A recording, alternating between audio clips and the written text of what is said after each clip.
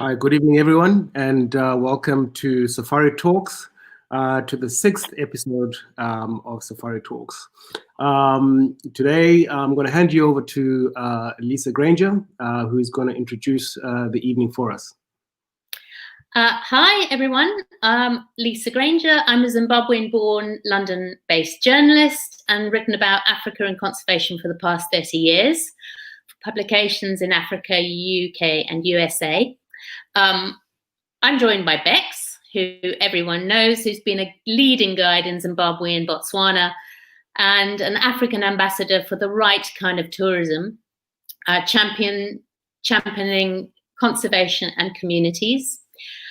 Will Jones, a former guide and the founder of Journeys by Design, which has taken tourists to the continent since 1999. Will is a big believer in high-end, low-impact trips and takes about 200 clients a year who've included politicians and leading business people to properties that contribute to conservation.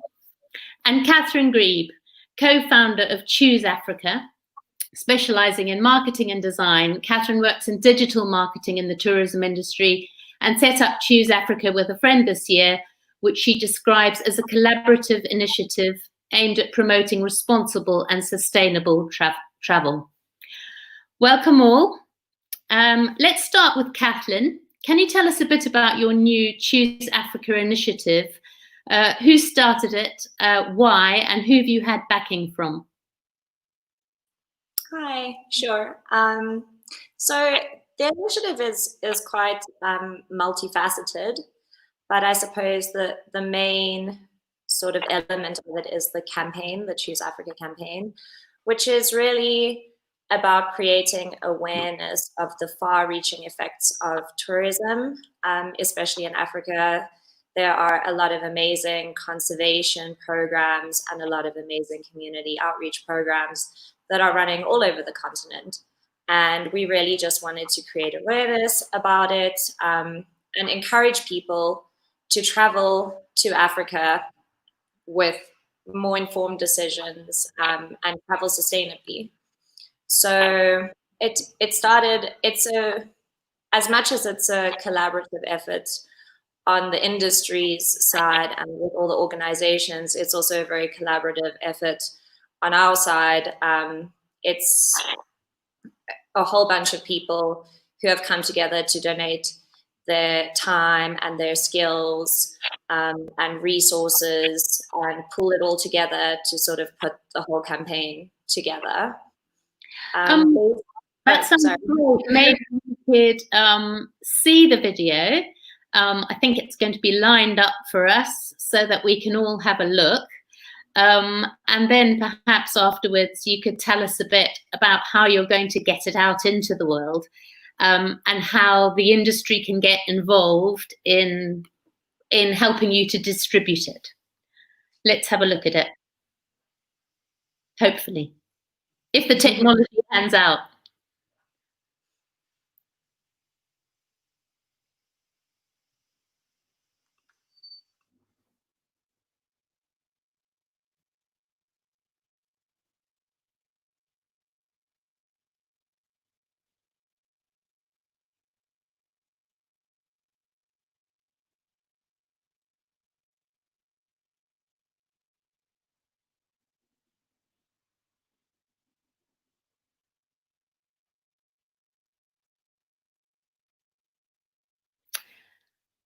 Thank you very much. That gave us a lovely insight into the sorts of projects that you're trying to highlight. How are you going to get the video out into the world, and how are you going to get the industry members involved? So there's been 2 videos so far. It's a series of 7 videos, and sort of everybody that has agreed to participate and support the campaign, we ask them to share the video on their social media. So we're trying to create a lot of awareness that way, a lot of organic reach. Really, it's a collaborative effort in that way as well, sort of spreading the word between us, sharing it to people that we know, yeah, so it's basically, we're just hoping that through social media we can sort of generate a very good organic reach, and yeah. So. Great. And Beks, why is this Choose Africa campaign something you'd want to support? Thanks, Lisa. I think it goes without saying that there's so many organizations out there that are working in their silos, different areas, to really do their bit for conservation, to do their bit for communities. And we've all enjoyed a certain measure of success in doing so. But the reality is that we are still losing a considerable amount of elephants each day, considerable amount of rhino each day. Essentially, our keystone species are declining in numbers. So that really tells us and should inform us that we don't have it right yet. And I think if we are to continue with our efforts, we really need to take a shift. And part of that shift for us is collaboration. I believe that the next wave of success in conserving the wilderness spaces and also uplifting our impoverished communities so that they become the true custodians of our planet, then we really ought to join hands and look at the entire landscape as a bird's eye view and say, what can we do collectively? Because actually our objective is all the same. So we all want to conserve these spaces. We want to bring the local communities with us. And it's really time that we started looking at this as a cooperation amongst all of us. And so what I like about Choose Africa is it promotes exactly that. It's bringing people together that all share the same cause and rally behind the same cause and share the same purpose. Yeah. Will, how do you think the Choose Africa campaign aligns with the sorts of trips that you organize at Journeys by Design? And how does it align with your charitable foundation, Wild Philanthropy?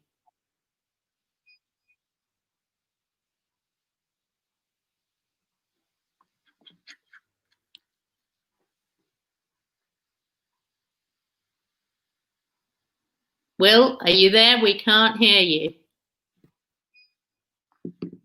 I think Will's having some technical issues.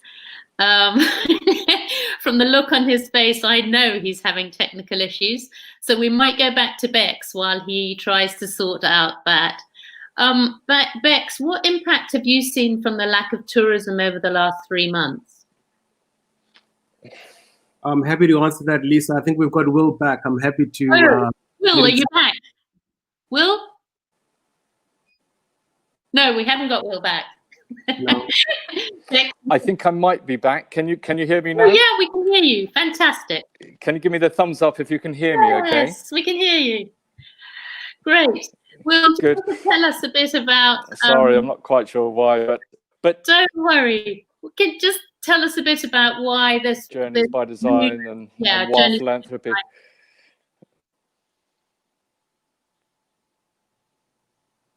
So we've been, designing trips such as these for time now, and it's really nice to see projects such as these coming to the fore, building connections between the international traveller and projects on the ground. So we've started a new service, if you like, at Journeys by Design, which introduces clients to conservation programs that we've been working with at Wild Philanthropy. It includes a $5,000 pledge to access these programs, and it's just really nice to see the whole industry coming behind these sorts of projects. So certainly advocate. At Wild Philanthropy, we've been raising funds for a range of ecosystems across Africa, and we are generating revenue for those projects through this circular economy that we've started, whereby we are raising funds through Journeys by Design. We're using the surplus, put it into the charity, and some donors who also help support that charity get special access to these rare travel experiences. So it's something that we would certainly support, and I think it's a very, very exciting new evolution in the industry to see coming to the fore. Yeah. It is, certainly is. Will, in your experience, what have you seen? Have you been to Africa? You haven't been to Africa, I guess, in the last couple of months, because no one has been able to. So I might give this to Beks. Beks, COVID's clearly had a devastating effect on tourism throughout the world. What have you seen and what have you heard about what's happened? Well, you know, certainly our industry, the travel industry, has probably been one of the hardest hit because, you know, that's what people do. We travel. And with all the travel bans, what it's really meant is that all facilities are basically on reduced numbers in terms of staff on the ground. And not only are they in reduced numbers, but, you know, 25% of the capacity of our staff are actually back at work, and they're doing a great job with taking on various other projects which are keeping our camps going. But the impact of that from a revenue perspective is quite huge. I mean, we as a business give away 2.5% of our revenue turnover to our foundation, so that we can carry out some of our activities that we do through our communities and conservation. And just to give you an idea, in May of 2019, through tourism receipts, we were able to raise over $40,000 just for the month of May that went towards conservation and communities. This year in May, we barely raised $1,000. And that was not from tourism receipts, by the way. That was merely from other small donations that we got from some of our well-wishers. So the impact, that's why we can never separate tourism and conservation and community. You know, they're all so interconnected and related. And with people not coming, this has a devastating impact on the ground, not only on the livelihoods of people, but on the wildlife.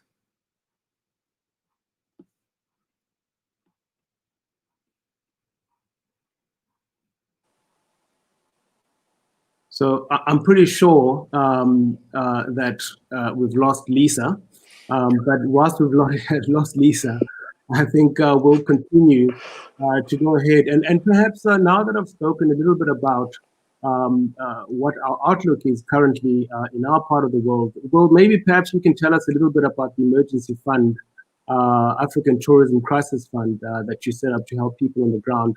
You guys have been very instrumental in really making sure that you target people that are responsible, and even some of your clients, your guests. You know, you've spoken quite a lot, alarmingly, for the positive about the work that you're doing, because you're one of the operators that really care about the sort of business that we run this part of the world. Do you want to maybe tell us a little bit about that? And of course, we've got the magical Lisa back as well. Sorry, my computer then died.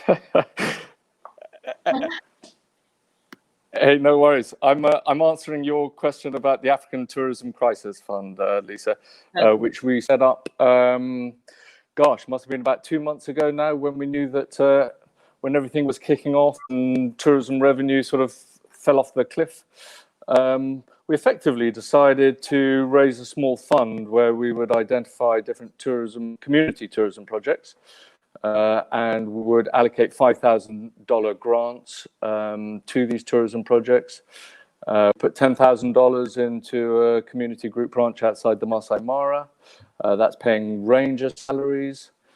We put $5,000 into a project in southwestern Tanzania with for rangers in the Intakata forest, protecting unhabituated chimpanzee families. And we've also got $5,000 waiting to go to the Omo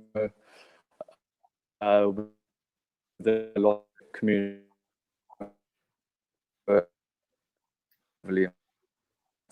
It's 4 series and it's uptake. We haven't capacity to do. I think there's an awful lot of room for improvement in this, and we would love to see the opportunity to scale it up. But yeah, we've been putting funds into this crisis fund primarily to pay salaries, to really take the edge off that initial impact, which, as you know, as Beks was saying, without those revenue streams, other families are turning to alternative sources of income.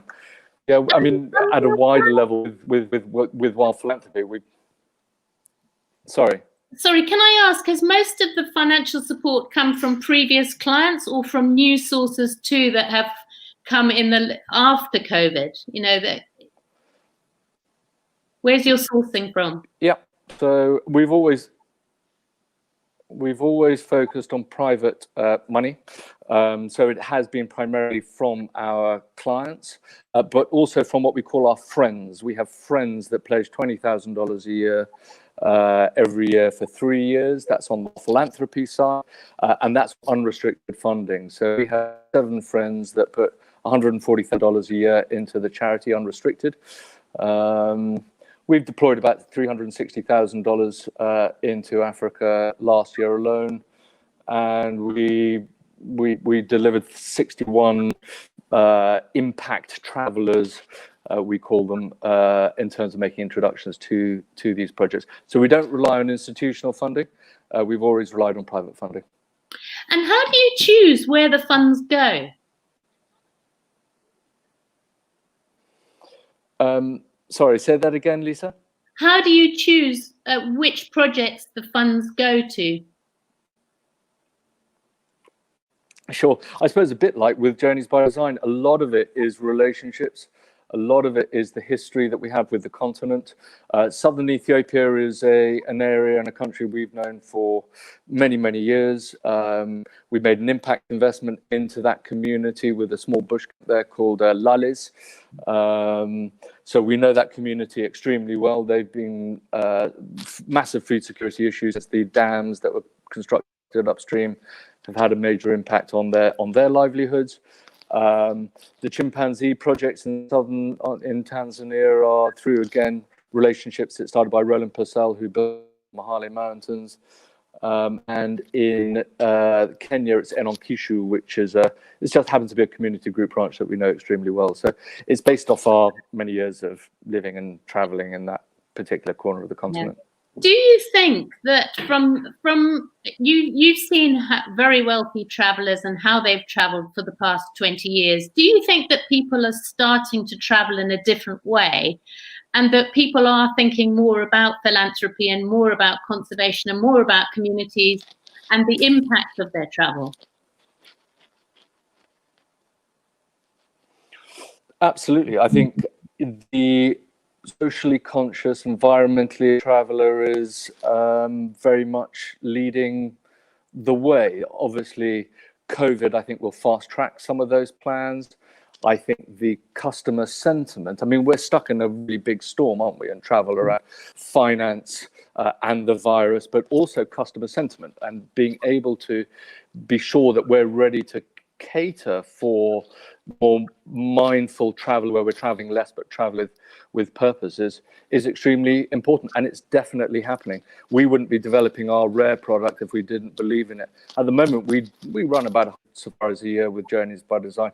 With our rare product, we're actually going to cut the number of trips we anticipate running to 50. I pulled out actually quite an interesting stat earlier. 77% of environmental social governance funds have outperformed all non-ESG, environmental social governance funds last year. It's a really, really big area of finance and green bonds and green finance. And you will see this effect in the traveler space as well as the younger generation, the more mindful generation start coming up and start voting with their wallets. So yeah, it's definitely happening. And do you think that Africa will be well placed with this sort of traveller post-COVID? Because it seems that if people are thinking about doing that sort of travel, then Africa is a sort of perfect place for them to go. So in a way, it might be that Africa does very well out of it. Yeah, absolutely. I think the natural cities are going to struggle, obviously. But I think, the natural isolation that is afforded by this sort of travel should soothe even the most COVID sensitive traveler. it'll be very interesting to see what happens to Africa, but obviously it's not gaining traction in terms of the virus in the fashion that obviously everyone thought it would. Let's hope it stays that way. But yeah, I think Africa's got an awful lot to offer, particularly for the frontier type traveler, particularly for the higher risk frontier traveler that's looking for slightly more, off Google new experiences. So we're trying to drift into a sort of an off Google experience sort of space. Challenging, but we're gonna. Yeah, Beks, how do you, as a tourism provider, is it important? How do you get across to travelers that they should be traveling better, maybe less frequently but better?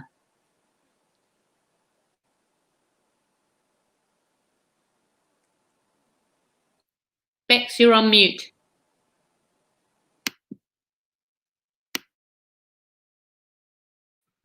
So what we've found in the past is that people will travel over a period of 10 days on the ground on safari. And in that 10 days, they might visit 4 different locations, maybe even 5 different locations. And one of the things that we're advocating is much longer stays in a specific area so that the learning and the understanding of each area is far much deeper. The advantage, of course, with that as we go forward is that we believe we should be selling meaningful travel that actually has an impact on individuals that are traveling and individuals that are actually carrying out or servicing the product. And I think that as a business, and I know Will's business certainly promotes that before people come to Africa, they're sensitized to the concerns and issues around conservation, around the communities that they will engage with. What it does is it allows us on the ground to be able to have those conversations with people that are already sensitized to it. And it makes our work a lot easier, and we've had a lot better success rate in being able to engage those people to actually partner with us for the long term. And largely our foundation's funding actually comes from such groups who do come through to us and are already sensitized, and we're able to form these long-lasting relationships. Can you tell us, Beks, a bit about some of the community projects that you've been involved in through African bush camps? So Lisa, we started the foundation concurrently when we started African Bush Camp 16 years ago. And over the last 16 years, we've run over 70 projects through the foundation. And today we've got over 40 active projects. Obviously, with limited funding in a year like this, we've had to really narrow down and say, what are the priorities that we need to focus on to make sure that we can take alongside with us the communities. Health and sanitization, learning and health has been quite a big thing. So we're doing that in Grainger National Park at one of the primary schools where largely the national park's officials' kids go to.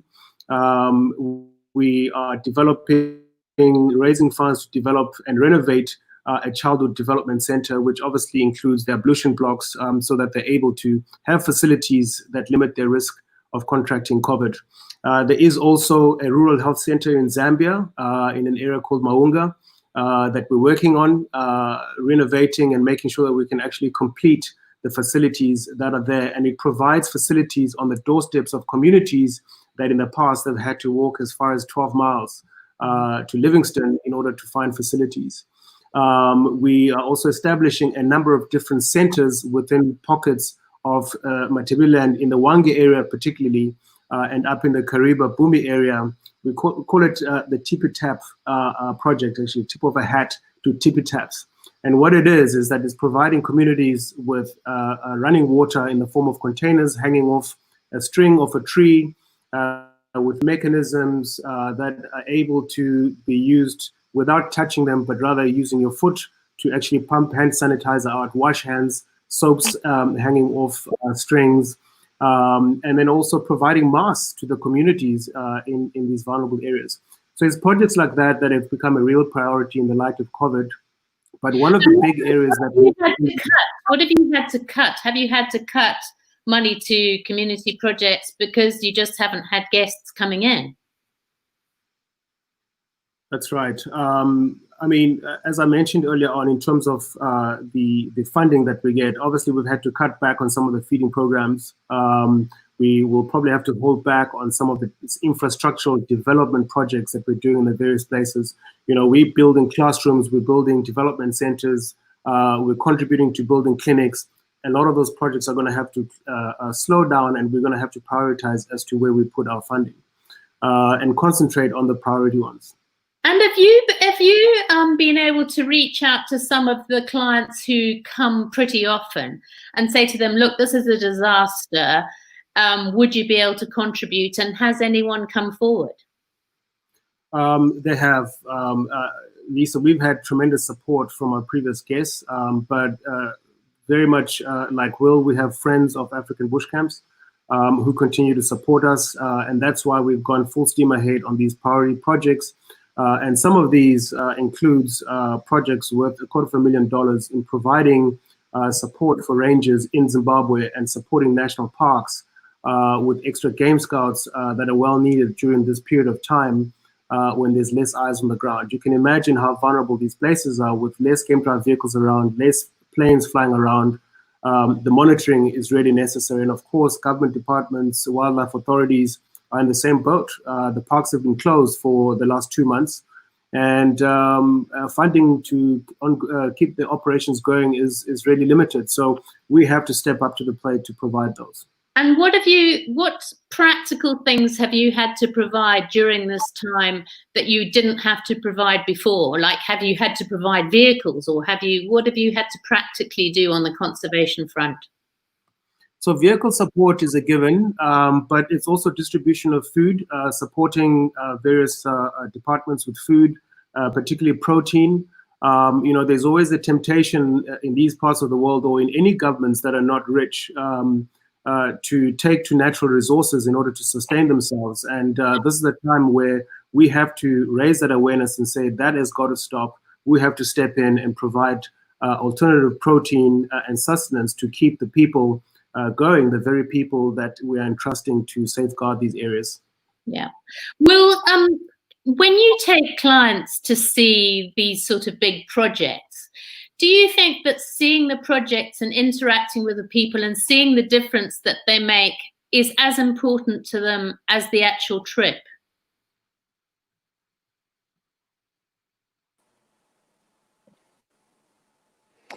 Was that for me, Lisa? It was, please, Will.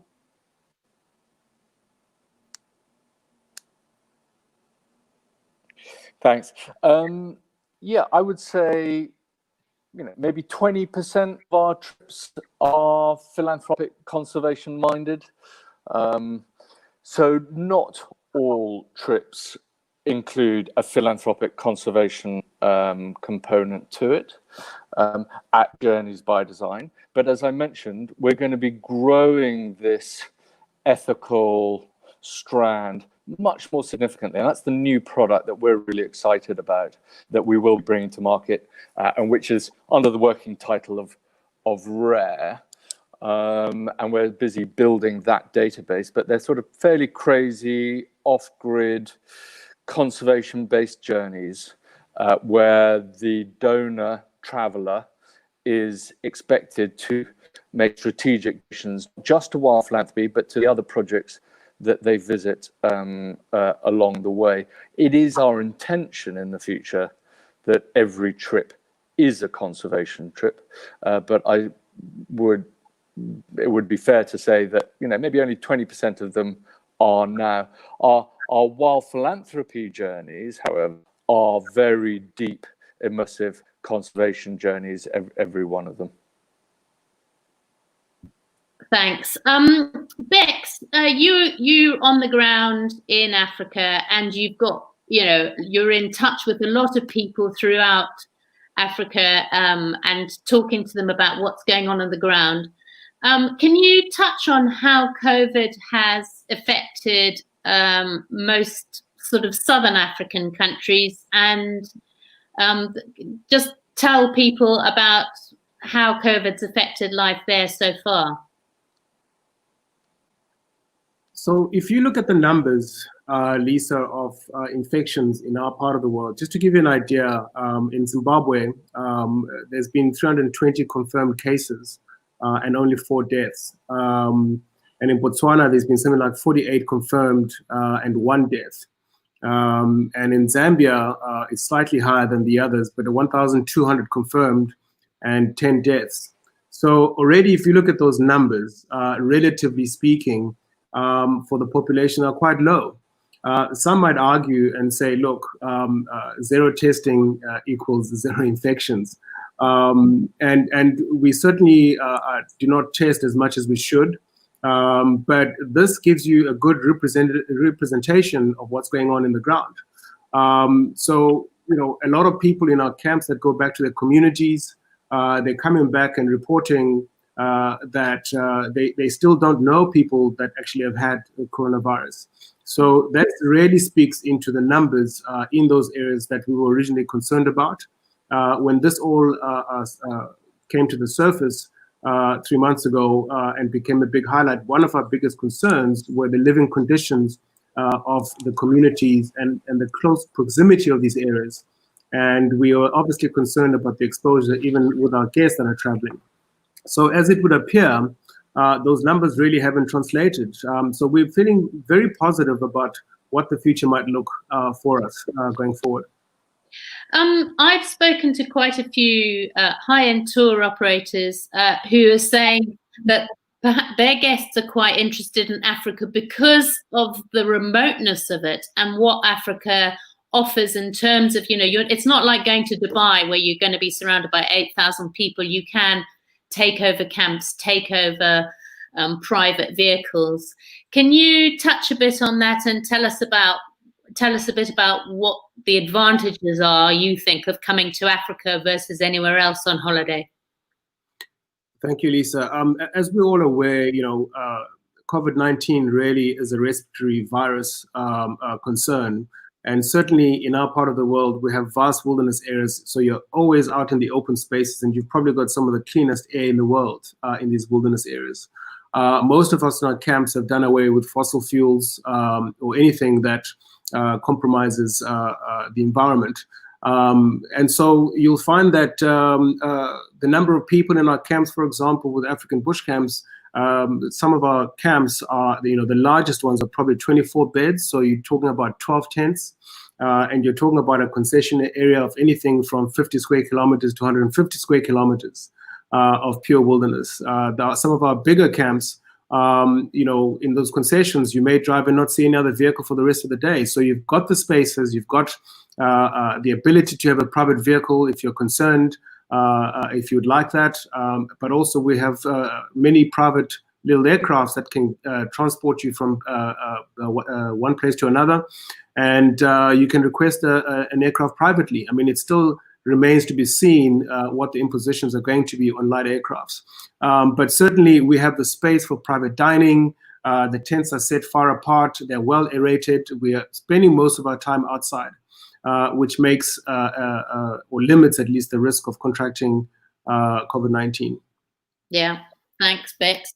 Will, what do you think foreign guests' main concerns are about visiting Africa? And how do you answer those in terms of safety, security, healthcare? Yeah.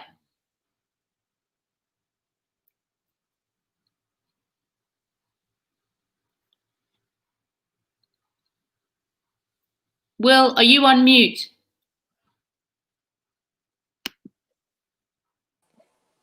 Okay. Sorry about that. Thank you. Thanks, Lisa. Yeah, I suppose 2 main areas. You know, when we're talking to our clients at the moment, the 2 main things that are cropping up are the security of their funds is a big subject for conversation at the moment. So that's obviously a concern travelers are quite naturally very wary of at the moment, and we're doing everything we can to, you know, assure them of the security of the flow of funds, both in terms of protecting their funds here, but also supporting businesses on the ground. And then the other big one is of course the health issue. We're keeping a close eye on protocols. It's actually a very difficult thing to keep a close eye on when you're operating in 15 different countries and trying to keep abreast of quarantine updates and airport opening dates and the like. So clearly this is going to be a big opportunity for the international tour operator / travel agent, given their relationship with their clients. And it's, as we all accept, the relationship's the most important thing in the communication channels that we have around advising them on how to travel safely in that post-COVID world. So, there have been a number of conversations around the role of international tour operators and, and whether they're at risk and whether there's an existential threat here for the international travel agent / tour operator. But actually, I think it's quite the opposite. I think that increasingly, families, individuals are going to be turning to these advisors to be able to hold them by the hand and be able to safely deliver these safaris that they've all been looking forward to for some time. Some people obviously have a high risk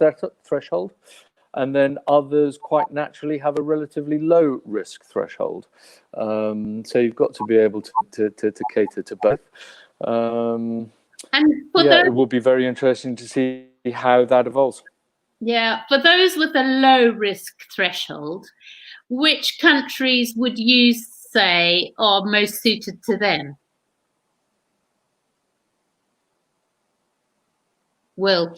Did you say low risk threshold? Yeah. Yes. For those with a low risk threshold, what sort of products or what sort of safaris would be appropriate? Is that the question, Lisa? Yes, please. Yes. Sorry, I do apologize. I'm getting every other word. Gosh, there are lots of extraordinarily well-run camps, lodges, reserves, areas. I mean, look at what Beks is doing. He's got an extraordinary network of camps and lodges, and I'd imagine the attention to detail that he pays to the operations and the hygiene and the logistics will be second to none. So, obviously Beks and his crew, but of course there are other good operators out there too, and you choose your relationships carefully, and you would hope that there are consistent protocols copied throughout. I would say Kenya is a very, very good destination. There's some excellent operators out there. The same is true with many of the destinations that we are operating in. I suppose it would maybe make sense to maybe not be in too high density parks, try and avoid some of the cities, try and look at destinations that have got good private charter networks.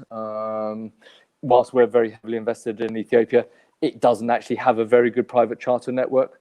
So, there will be factors that pros and cons for each. Tanzania, as you know, is already open for business. So again, maybe slightly higher risk market and audience.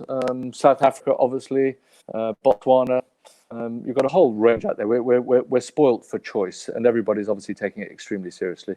And do you think that there's a slight worry that South Africa will close down for quite a while, which impacts all the rest of the countries in Southern Africa?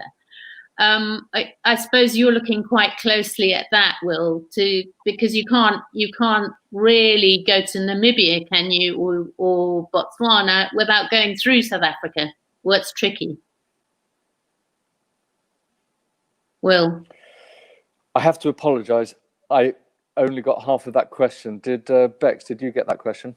Yes, I did. Lisa's question was the South African scenario with regards to their borders being closed, as anticipated originally in the government's message, was February of 2021. And this needs to put into context in that at the time of deciding that, all of these things, these are changing dynamics based on statistics and numbers that are coming out as a result of testing. There's certainly, what we do know is that the numbers have not translated to what was projected originally. And tourism operators as a whole are in consultation with various tourism bodies, with government, and really pushing to try and see if we can't open our borders by September this year.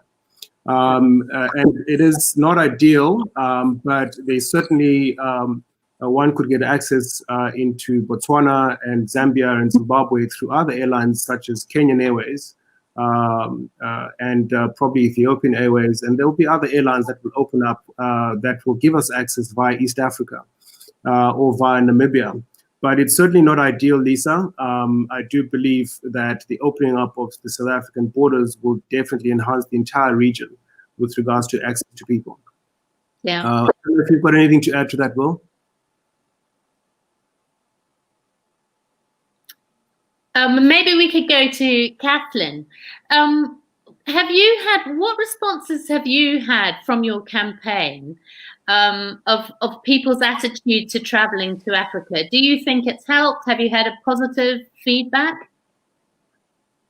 So our response has been very good so far.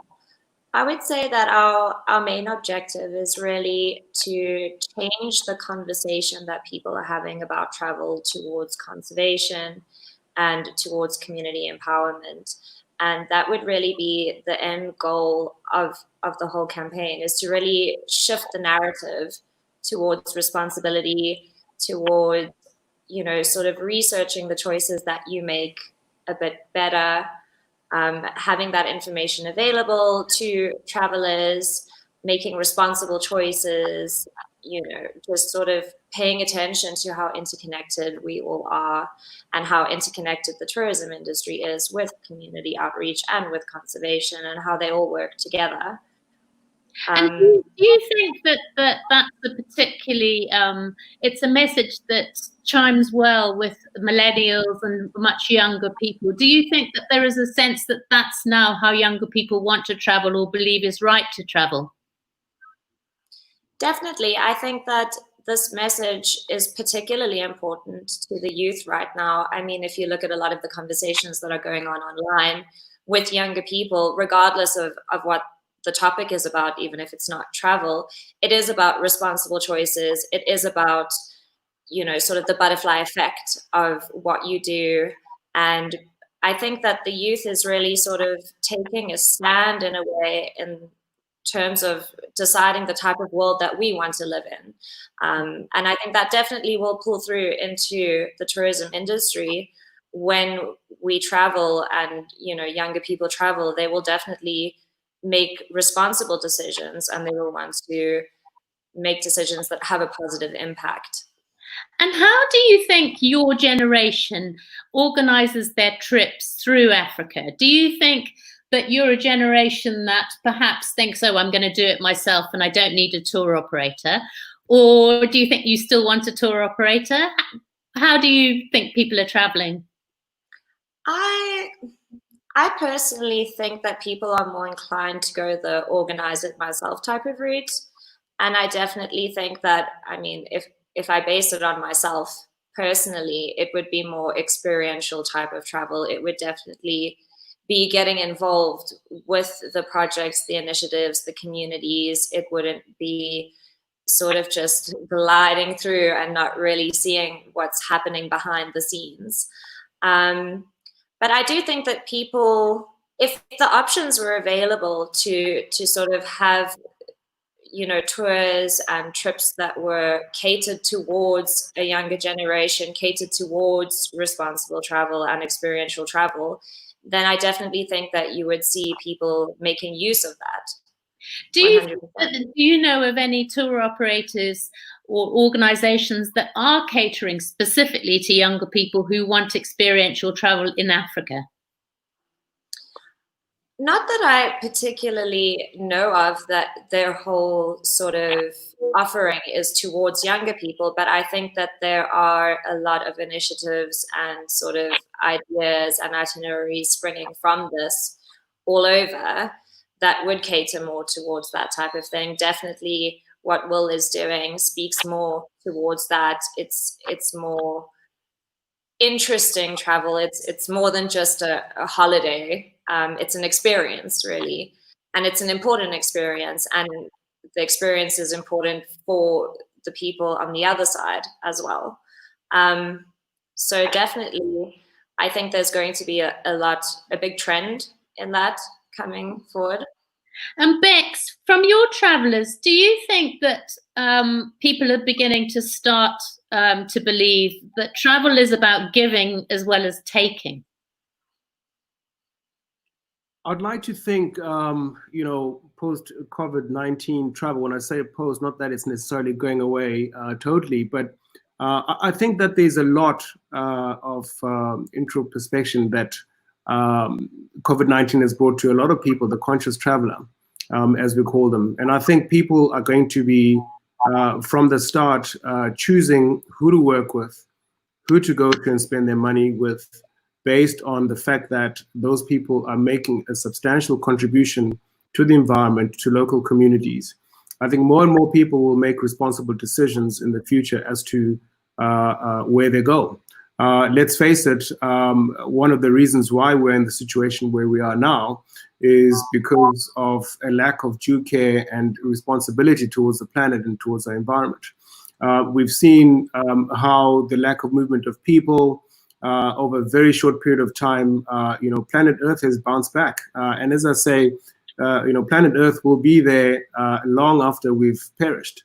So I think everybody has to do their bits in making those calls and making those decisions in their lifestyles. And hopefully the short human memory will not continue to be as it's shown to be in the past.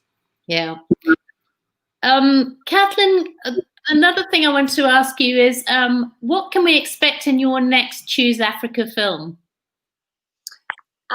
So in our next, our part 3 film, it's going to be focused on anti-poaching units and conservation. We are going to have 7 films for this part of the campaign, and they all focus on a different theme. They're all, in a way, different reasons of why you should choose Africa, and they all speak to something of importance. And then the 7th one will obviously tie them all together, and it will form sort of a short film about the connection between tourism, conservation, community outreach. So basically it's all full of surprises at this point. There's a lot of interesting things coming, but the next one that you can expect soon will be about conservation specifically. And are you getting footage directly from the camps themselves? Are they all sending you footage that then you're using to put together this campaign? How does it work? Yeah, so basically it's supposed to be using resources that we all already have available. So we really just want to sort of recycle content that is already, it's pre-existing, it's kind of just sitting there, in a folder or on the internet. We want to repurpose it. And so that's one of the ways that people can participate, is that, they would provide content, or they would provide voiceovers, like Beks has lent us his voice. And there's a lot of different ways to participate and get involved and support the campaign. And that is one of them, is people supply content to create the videos. So if people want to get involved in it, if camps all over Africa want to get involved and want to contribute and want you to help them, can they just get in touch with you and after this? Yeah, 100%. I mean, anyone is welcome to contact us on our email, impact@ChooseAfrica, and, sort of say that how you would like to get involved. For us, it's really important that it is as all-inclusive as possible and as diverse as possible, and that all the stories are told, even the small lodges, the small people, the people who only have one initiative running. It's still an important initiative, and it still makes a difference. That's great. Thank you. Beks, is there anything you would like to add? Yeah, so I was just going to say the video that Kath you put together is really brilliant, and I'm a bit concerned that it didn't really show its full message because of the poor sound originally. But could you maybe tell us if you have a YouTube channel where our audience could maybe replay that video at their will? So the videos are all loaded onto the website, which is chooseafrica.org. And underneath every video sort of lists who featured in that video. So you can watch them all on the website and on Facebook and YouTube, Instagram. The whole campaign sort of just lives online. And so they will be available there. Anyone can go check them out. And Will, can I ask you, what would your message be to people who are thinking about going to Africa on a trip? Should they choose Africa? Will? I can hear you. And I apologize, I'm only getting every other word. What would I advise my guests? Would I advise my guests to look at Choose Africa, did you say? Exactly. Yes, absolutely. 100%. I think it's a fantastic initiative. And I think it's something that we should all be supporting and rallying around. So I think this is a time for collaboration. This is not a time for us to be competing for resources. I think the point has come in our rather precarious journey as a Homo sapien to try and work together a little bit more consistently. I think one of our big challenges is challenging the primacy of shareholders and leading a stakeholder first agenda. So we're all stakeholders in this, the traveler, Choose Africa, Beks, you know, we've all got our part to play in this. So if we're going to make this work, we've all got to really work together, and we've got to try and work out how we make the business model work. You know, the revenue streams through conservation finance are really, really tricky to make work. You know, I think if we can just pay fair salaries, use people creatively, treat people kindly, I think we've then got the opportunity to generate surplus. And I think the trick then is how do we redistribute wealth? So I think we're out there to sort of harness people's resources, and then how we redistribute those resources and redistribute wealth into programs and through initiatives like Choose Africa would be absolutely something we'd love to support. And I'd love to get in touch with you after this, Cathlyn, and we can see where we can work together, because actually there's an awful lot of overlap, and if we team up in some shape or form, I'd be delighted. Brilliant. Beks, is there anything you'd like to add? Thank you, Lisa. It's really to thank the amazing support that people have shown us during this period of time. As you can imagine, with people not being able to travel, there is a very large, in fact, the portion of people that were in our books dedicated to travel, for the most part, have agreed to postpone. And one of the things that we're really pushing to promote is the postpone and travel later option, as opposed to people canceling, because people canceling their trips altogether really leaves a very big hole, certainly in this part of the world, in helping us so that we can sustain looking after the communities and looking after the wildlife. So the best form of support, if people don't necessarily donate in kind or in cash, is really to support Africa by traveling. That's the best form of support that people can do, is by choosing Africa as a destination. And that's really what we try to encourage people around the world. Thanks very much. I would also say I'm originally Zimbabwean. I've spoken to quite a lot of people in Zimbabwe, and it's been amazing to see how people have reacted on the ground. Collecting money from sources all over the world, and then buying food and taking out food packages to people who would normally rely on tourism. And I think in these sorts of times, we realize how close our communities are and how much people really do care for each other. And sometimes in our past world, we didn't really know that because we were all so busy racing around. But I think it's shown us that there is a community out there, and there are people who really do care about conservation and community. And I think that's been a bit of an eye-opener and rather a nice one, even if COVID isn't nice. So I think our time is almost up, and we should say thanks to everyone, to Will, to Cathlyn, to Beks, and let's hope that everyone continues to go to Africa.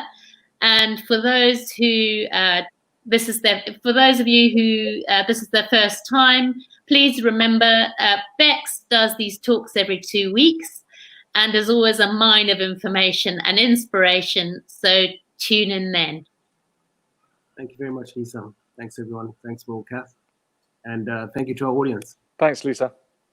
Thanks, everyone, and good night. Good night.